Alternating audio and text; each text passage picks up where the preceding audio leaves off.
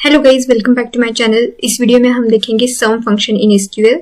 तो sum function is used to add all values in numeric column. किसी भी column पे अगर आप सम फंक्शन अप्लाई करोगे न्यूमेरिक कॉलम पे तो ये टोटल सम आपको रिटर्न करके देगा। और आप सिर्फ न्यूमेरिक डेटा टाइप्स के कॉलम्स पे ही सम फंक्शन को अप्लाई कर सकते हो, जैसे कि इंटीजर, डेसिमल, फ्लोट, जो भी न्यूमेरिक डेटा टाइप्स में आते हैं उन पे ही सम फंक्शन को अप्लाई कर सकते हो आप। तो यूज करके देखते हैं सम फंक्शन को। हमारे पास एम्प्लॉय नाम से टेबल है, इसी का सेलेक्ट स्टेटमेंट लेते हैं। तो ये हमारा एम्प्लॉय टेबल है। अगर मुझे टोटल सैलरी कैलकुलेट करनी है सारे एम्प्लॉयज की, तो हम इस सिनेरियो में सम फंक्शन का यूज कर सकते हैं to find out total sum of salary column.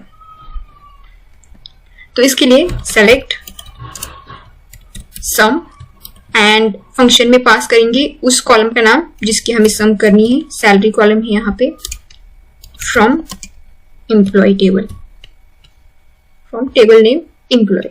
सो अगर इसको एग्जीक्यूट करेंगे तो टोटल सम रिटर्न करेगा। इस जो सैलरी कॉलम की सम आएगी वो एग्जीक्यूट करके देखते हैं। तो इतनी सम है सैलरी कॉलम की। अगर एलाइस लगाए एज टोटल सम, तो इस तरह से एलाइस भी लगा सकते हैं। सम जो सैलरी आ रही है उस कॉलम का नाम एज की हेल्प से टोटल सम दे सकते हैं हम, और इसको एग्जीक्यूट करके देखते हैं। तो ये आ गया हमारा टोटल सम। तो ये हमने कैलकुलेट करा। तो सम फंक्शन को हम वेयर क्लॉज के साथ भी यूज कर सकते हैं। अगर हमें ऐसे एम्प्लॉयज की सैलरी फाइंड आउट करनी है जिनकी एज ग्रेटर देन 30 है। If we want to find out sum of all employees whose age is greater than 30, then we can write query select sum and salary column का sum हमें find out करना है as a high salary from employee table। अभी where condition डालनी है। Where condition में क्या डालना है?